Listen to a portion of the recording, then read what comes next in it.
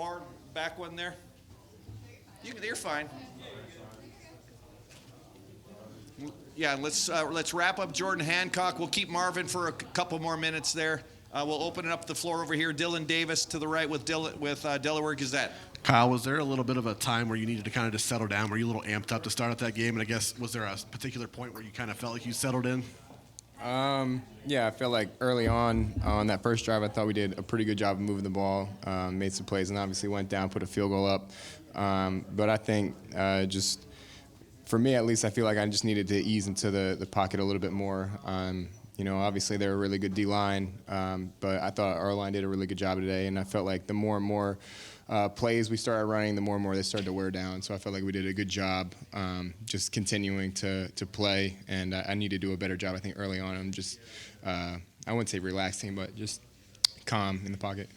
Helped lead your team to a win on the road at Notre Dame, another top 10 showdown here at home against Penn State. I guess, how have you seen your own confidence grow, and I guess where do you see yourself being now compared to where you were on that road trip to Bloomington? Yeah, I think the biggest thing, like you said, was the confidence factor of it, just the comfort level too.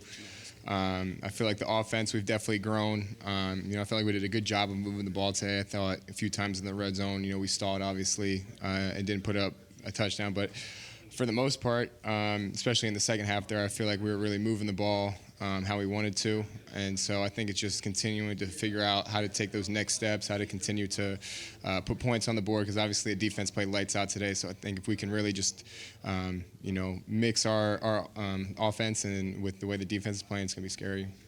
Over second row left, Lori Schmidt, Columbus Dispatch, and then Nathan Baird. Kyle, I'm sure you're a guy who is aware of what's going on in the college football landscape. What do you think that a win like this does for you guys? Yeah, I think the top 10 win, I think it's week 7 or 8 in the college football season now, and we have 2 top 10 wins. So I think in terms of resume, I don't know if we could have a better resume right now, but that doesn't mean anything if we don't continue to win, don't continue to stack these games.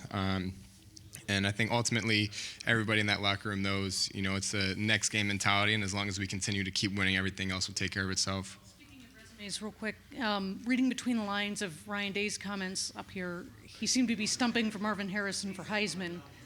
You see him every day. Could you speak to what kind of candidate he is for an award like that? Yeah, I mean, if it's truly the award that goes to the best player in college football, I don't see how he's not in the mix. I mean, obviously, what he's done, especially these last few games, I think, I don't know if we've seen kind of a stretch like that, just how consistent he is, how reliable he is. So, obviously, you guys say it just like I do. He's done a great job, and obviously, he's a lot of fun to play with. Right here in the front row, Brendan Gulick, Buckeyes Now on Sports Illustrated. Kyle, I know when you're playing in a game like this, you're focused on the game that's in front of you, right? You're not thinking about Notre Dame. But you just referenced you got 2 top 10 wins now the first 7 weeks of the season. How much more confident in your own ability did you feel coming out of that Notre Dame game? And did it help you settle in when you were playing in an environment like this? Yeah, I think especially a game like that with the type of opponent that it was in Notre Dame, who I think is a really good team, as well as the environment. I don't think you can really draw up, especially early on in the year, a tougher game for a team to go into, and getting that win was huge. And, I know for myself, and I think as for the rest of the team, that was a huge confidence boost, being able to go in there and get a win. And so we obviously got back from that game, tried to correct what was wrong, but at the same time, we knew that if we can continue to use that momentum roll, it's going to be a good year. A quick follow-up. A lot of attention for Marv and the way he makes incredible catches. The throw you made to Kade Stover down the seam where he caught the ball over the top of a defender, can you touch on what you've seen from Kade and his work ethic trying to develop as a receiver so he can go out and make plays like that? Yeah, I think when I first got here, it was Cade's 3rd year, and at that time he was kind of bouncing back and forth between linebacker and tight end.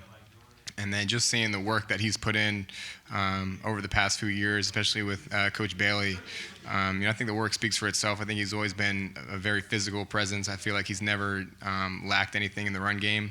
But then just seeing the work that he puts in his route running and his ball skills, all that, I think it's really starting to show. And if teams want to, give Marvin extra attention, that's going to leave other guys with, one-on-one situations like you saw there. And obviously he went up, made a great play, and he's been doing that for the entire season. Over to the left, Nathan Baird, Cleveland.com. Kyle, a year ago, this defense gave up some of those explosive touchdowns, and it left the offense at times in a place where now you guys had to go out and sort of make up for that. With the defense playing the way it is this year, and they obviously had made a point of improving there, but the way the defense is playing this year, has it changed the vibe around this program at all? Like week to week, is just a different relationship that is happening right now? Yeah, I think with the way they've been playing this year, I think it takes the pressure off of the offense. It's not that mindset that we have to go and score a touchdown every single time or else the game's going to be in jeopardy. And so just seeing what Coach Knowles and, the guys have been able to do, it's been, I think a huge testimony to their work ethic. I know those guys are putting in extra hours watching film, getting all their checks right, and to see them come out and really shut that offense out, it takes a lot off the offense's shoulders. Okay, we're at the point of 2 and done on both sides. We need to start wrapping up with JT Tuimoloau in the back. Over here to the right, Andy Backstrom, Letterman Row. Kyle, when you got a game like that, and maybe you would have liked to play better, but ultimately you get the win. As a leader of this team, how do you process that? I guess in the moment and then after that. Yeah, I mean, obviously, regardless of how you play, getting a top 10 win is really good, and obviously I think we'll use this momentum and keep it rolling, but at the same time you go back and you watch the film, and I think I said this when we played Notre Dame, you get a top 10 win and you go back and watch the film, there's so much room for improvement, and I feel like obviously we've taken steps in the right direction since that game. I think we've definitely gotten better, but at the same time, the sky is the limit for this offense and for this team, and so I know going back and watching the film, there's going to be plays, obviously, I want back. I think there's good, but then there's, some things that we got to clean up. And, I can only imagine how good this team's going to be once we really reach that peak potential. Over to the left, Joey Kaufman, Columbus Dispatch. Kyle, this is a game for Marvin where Emeka's not here, and he said Penn State was giving him more safety help. It seems like there was a lot of focus on their end of trying to take him away, and yet he has a day like he has. What did he do today, you think, that allowed him to produce as much as he did? Yeah, I think regardless of the coverage, in the back of my mind, I know there's a good chance Marvin's going to get open. And so anytime they gave me an opportunity to get him the ball, and that's what they're representing, that's what I try to do. And, obviously he gets the attention that he deserves, and rightfully so. And I think that opens up other guys. But at the same time, you can't double him all game. You can't, give him extra coverage all game. And there's going to be some one-on-one situations. And, I've said this and I'll say it again. There's not a matchup in the country if Marvin's one-on-one that I don't like. Over to the right, Jeremy Birmingham, Rivals, the podcast. Kyle, how close do you think the offense is to being where you want it to be? To both yourself personally, but then just the little ticks that seem to be off. I mean, how close do you think it is? I think we're really close. You go back and you watch the film and you ask yourself, okay, what is holding us back from scoring on every single drive? And it's small details, and whether that's me or the O-line or the receiver, whatever it is, it's little things that can easily be cleaned up. And I feel like looking back on the film from week one, there's a lot to clean up, and then I feel like every single week we're getting better and better. So now it's how can we continue to minimize those mistakes, continue to minimize those errors, and continue to build, because like I said, I think the sky's the limit.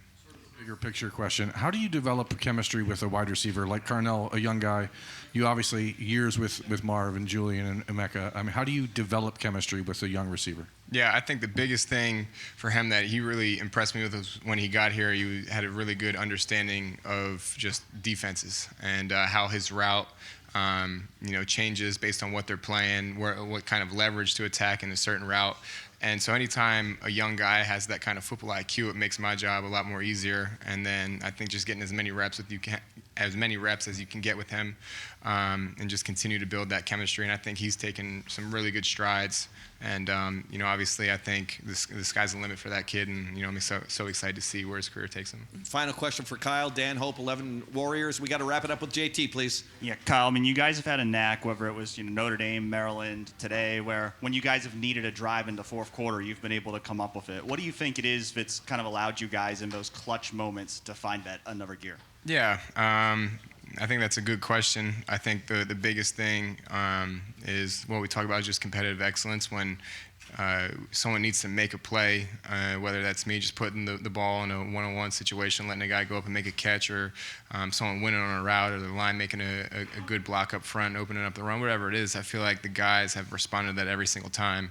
And, obviously we would like to get that going early on, but I would much rather have a team say that, we start slow and finish really well than vice versa.